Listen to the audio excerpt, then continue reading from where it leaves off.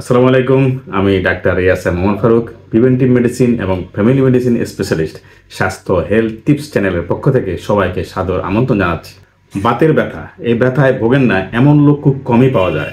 বিশেষ করে মধ্যবয়স্ক কিংবা পূর্ণবয়স্ক লোকদের মধ্যে এই ব্যথার প্রবণতার হার অনেক বেশি। তার মধ্যে মহিলাদের ক্ষেত্রে নানাবিধ হরমোনজনিত কারণে এর সাইন সিমটম বা উপসর্গগুলি অনেক বেশি পরিলক্ষিত হয়।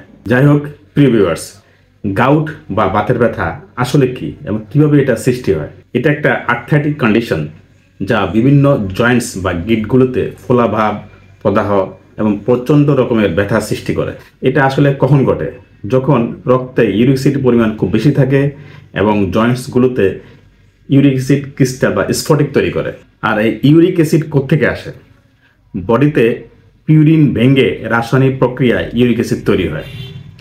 আর পিউরিন প্রাকৃতিকভাবেই বডিতে পাওয়া যায়।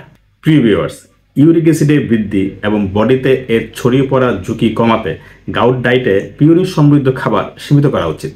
সুতরাং প্রিয় ভিউয়ার্স, আমরা এখানে গাউট বা গেটে ব্যথায় আক্রান্ত ব্যক্তির জন্য কিছু উপকারী বা ভালো খাবার এবং কিছু অপকারী বা খারাপ খাবার সম্পর্কে আলোচনা করার চেষ্টা করব। ভিডিওটি প্রথম থেকে শেষ পর্যন্ত দেখুন, আশা করি অনেক কিছু জানতে পারবেন ইনশাল্লাহ। ওকে, বাতের ব্যথা রোগীদের জন্য অনুচিত বা এড়িয়ে চলা খাবারগুলো দিয়ে শুরু করা যাক। লিস্টে 1 নাম্বার, সি ফুড বা সামুদ্রিক খাবার। বাতের ব্যথায় আক্রান্ত রোগীদের জন্য ক্ষতিকারক খাবারগুলোর মধ্যে 1 নম্বরে যে খাবারটা চলে আসে তা হলো সি ফুড বা সামুদ্রিক খাবার। বিশেষ করে শক্ত খোলসওয়ালা খাবার যেমন শামুক, ঝিনুক, কাঁকড়া, চিংড়ি, গলদা চিংড়ি, বাগদা চিংড়ি, শলা চিংড়ি, যাই বলি না কেন, কারণ এগুলিতে প্রচুর পরিমাণে পিউরিন থাকে। আর আগেই বলা হয়েছে, পিউরিন মেটাবলিজমের ফলে ইউরিক অ্যাসিডের মাত্রা বেড়ে যায়, যা ইউরেট ক্রিস্টাল বা স্ফটিক তৈরি করে বাতের ব্যথা বা গাউটের সৃষ্টি করে। নাম্বার 2, মিট বা মাংস। আপনি যদি গাউট বা বাতের ব্যথাজনিত সমস্যায় ভুগে থাকেন, তাহলে আপনাকে কিছু উচ্চ মাত্রা পিউরিন সমৃদ্ধ মাংস খাবার থেকে দূরে থাকতে হবে। বিশেষ করে লাল মাংস যেমন গরু, মহিষ, ভেড়া, খাসি, পর্ক ইত্যাদি। এই ধরনের প্রাণীজ মাংসে প্রচুর পরিমাণে পিউরিন থাকে। তাছাড়া অন্যান্য প্রাণীর কিছু নির্দিষ্ট অর্গান যেমন লিভার, কিডনি, এগুলোতেও প্রচুর পরিমাণে পিউরিন থাকে, সেটাও এড়িয়ে চলা উচিত। Number 3, high fructose corn syrup. আপনার যদি গাউট বা বাতের ব্যথা থেকে থাকে, তাহলে এই হাই ফ্রুক্টোজ কর্ন সিরাপ আপনার পছন্দের তালিকা থেকে বাদ দিতে হবে। কারণ এই হাই ফ্রুক্টোজ লিভারে মেটাবলাইজ হয়ে বাই প্রোডাক্ট হিসাবে ইউরিক অ্যাসিড তৈরি করে, যার ফলশ্রুতিতে বডিতে ইউরিক অ্যাসিডের পরিমাণ বেড়ে যায় এবং গাউট বা বাতের ব্যথা সৃষ্টি করে। নাম্বার 4, সুইটেন্ড বেভারেজ বা মিষ্টি জাতীয় কোমল পানীয়। আপনার যদি গাউট বা বাতের ব্যথা থেকে থাকে, তাহলে আপনার পরবর্তী পছন্দের তালিকা থেকে এই মিষ্টি জাতীয় কোমল পানীয়কেও বাদ দিতে হবে। কারণ এই সকল মিষ্টি জাতীয় কোমল পানীয় সমূহে প্রায়শই হাই ফ্রুক্টোজ কর্ন সিরাপ ব্যবহার করা হয়ে থাকে। প্রকৃতপক্ষে বিভিন্ন গবেষণায় দেখা গেছে যে অতিরিক্ত পরিমাণে হাই ফ্রুক্টোজ সমৃদ্ধ এই সকল সুইট অ্যান্ড বেভারেজ গ্রহণের ফলে হাইপার ইউরেসিমিয়া বা রক্তে হাই ইউরিক অ্যাসিডের ঝুঁকি বাড়িয়ে গাউটের দিকে ধাবিত করে। তাই আপনার যদি গাউট বা বাতের ব্যথা থেকে থাকে, তাহলে এখনই সোডা বা পপ কিংবা জুসের মতো মিষ্টি পানীয় এড়িয়ে চলুন। Number 5, alcohol. আপনাকে গাউট থেকে বাঁচতে হলে যদি অ্যালকোহল সেবনের মতো এই বদ অভ্যাস থেকে থাকে, তাহলে এখনই অবশ্যই তা পরিহার করতে হবে। কারণ এই অ্যালকোহল হাইপার ইউরেসিমিয়া বা ইউরিক অ্যাসিড বেড়ে যাওয়া এবং পরিশেষে গাউট বা গেটে ব্যথার ঝুঁকির সাথে সরাসরি সম্পর্কিত। সো অ্যালকোহল সেবনের মাত্রা বাড়ার সাথে সাথে আপনার বডিতে ইউরিক অ্যাসিডের মাত্রা বেড়ে যায় এবং গাউটের ঝুঁকি অনেক বৃদ্ধি পায়। প্রিয় ভিউয়ার্স, এবার গাউট বা গেটে ব্যথা মুক্ত থাকার জন্য বেস্ট বা উপকারী খাবারগুলো সম্পর্কে আলোচনা করা যাক।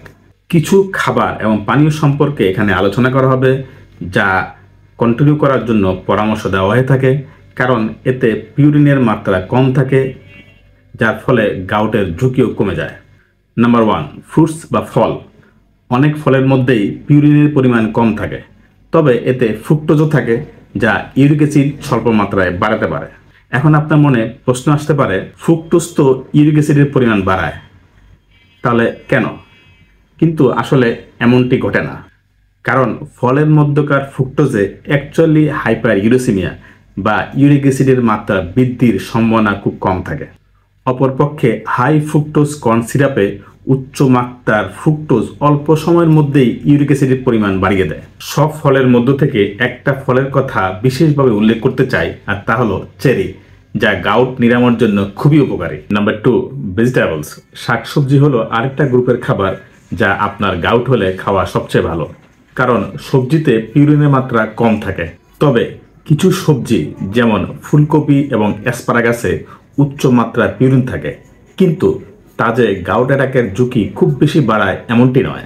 তুলনামূলক বিচারে কিছু মাংস এবং সামুদ্রিক খাবারে পিউরিনের মাত্রা যে পরিমাণ বাড়ায় ঠিক তেমনটি নয়, যা পূর্বেই আলোচনা করেছি। নাম্বার 3, নাটস বা বাদাম। আপনার গাউট হলে অন্যান্য ভালো খাবারের মধ্যে কিছু জাতের বাদাম হতে পারে একটা চমৎকার খাবার, কারণ কিছু মাংস এবং সামুদ্রিক খাবারের উপরে নিষেধাজ্ঞা থাকার কারণে প্রোটিনের বিকল্প হিসেবে বাদাম হতে পারে একটা ভালো উৎস, এবং এতে পিউরিনের মাত্রা কম থাকে। তবে যাদের ইউরিক অ্যাসিডের মাত্রা অনেক বেশি, তাদের ক্ষেত্রে এর উপরও কিছুটা বিধিনিষেধ আরোপ করার পরামর্শ দেওয়া হয়ে থাকে। Number 4, fish and other meets. যদিও কিছু নির্দিষ্ট জাতের সামুদ্রিক খাবার এবং কিছু নির্দিষ্ট জাতের মাংসের উপর গাউট বা গেটে ব্যথা রোগীদের জন্য বিধিনিষেধ আরোপ করার পরামর্শ দেওয়া হয়ে থাকে, যা পূর্বে আলোচনা করা হয়েছে। ওইগুলো ছাড়া অন্যান্য মাছ মাংস খেতে বাধা নেই, কারণ সেই সকল মাছ মাংস ছাড়া অন্যান্য মাছ মাংসগুলোতে পিউরিনের মাত্রা কম থাকে। নাম্বার 5, সয় প্রোডাক্টস। আপনার গাউট হলে অন্যান্য ভালো খাবারের মধ্যে সয় প্রোডাক্ট অন্যতম, যাতে মাংসের তুলনায় পিউরিনের পরিমাণ কম থাকে। যদিও আগে মনে করা হতো এই ধরনের খাবার খেলে বাতের ব্যথা বেড়ে যায়, কিন্তু রিসেন্টলি বিভিন্ন গবেষণায় দেখা গেছে যে সয় প্রোডাক্ট হাইপার ইউরিসিমিয়া এবং গাউটের সাথে কম ঝুঁকিপূর্ণ। তাই পরামর্শ হচ্ছে আপনি যত বেশি সয়া পণ্য খাবেন, ততই আপনার হাইপার ইউরিসিমিয়া এবং গাউট আক্রমণের ঝুঁকি কমে যাবে। সয়া দুধ এবং টোফু সয়া পণ্যের দুটি চমৎকার এক্সাম্পল। Number 6, legumes. বিভিন্ন ধরনের লেগুমস যেমন ছোলা, মটরশুঁটি, মসুর ডাল হাইপার ইউরিসিমিয়া বা গাউট আক্রমণের সাথে কম ঝুঁকিপূর্ণ। যদিও ইউরিক অ্যাসিডের পরিমাণ অধিক হারে বেড়ে গেলে এই খাবারগুলো নিয়ন্ত্রণেও পরামর্শ দেওয়া হয়ে থাকে। Number 7, dairy products. দুধ এবং দুগ্ধজাত পণ্য আর হাইপার ইউরিসিমিয়া ও গাউটের মধ্যে একটি বিপরীতমুখী সম্পর্ক রয়েছে। এর মানে হলো আপনি যদি ডেইরি প্রোডাক্ট বেশি পরিমাণে গ্রহণ করেন, তাহলে হাইপার ইউরিসিমিয়া এবং গাউটের রিস্ক কমে যাবে, আর যদি কম পরিমাণে গ্রহণ করেন তাহলে রিস্ক বেড়ে যাবে। দুধ এবং পনির হতে পারে দুটি উৎকৃষ্ট উদাহরণ।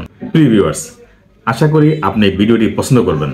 যদি তাই হয় তাহলে লাইক বাটনটি প্রেস করুন, আর কমেন্ট সেকশনে কমেন্ট করুন, বেশি বেশি করে প্রিয়জনের সাথে শেয়ার করুন, এবং আমাদের এই স্বাস্থ্য হেলথ টিপস চ্যানেলটিকে সাবস্ক্রাইব করুন, আর চ্যানেলের অন্যান্য ভিডিওগুলো দেখতে থাকুন। আজ এ পর্যন্তই। ইনশাল্লাহ দেখা হচ্ছে পরবর্তী কোনো ভিডিওতে অন্য কোনো বিষয় নিয়ে। ভালো থাকুন, সুস্থ থাকুন। আল্লাহ হাফেজ।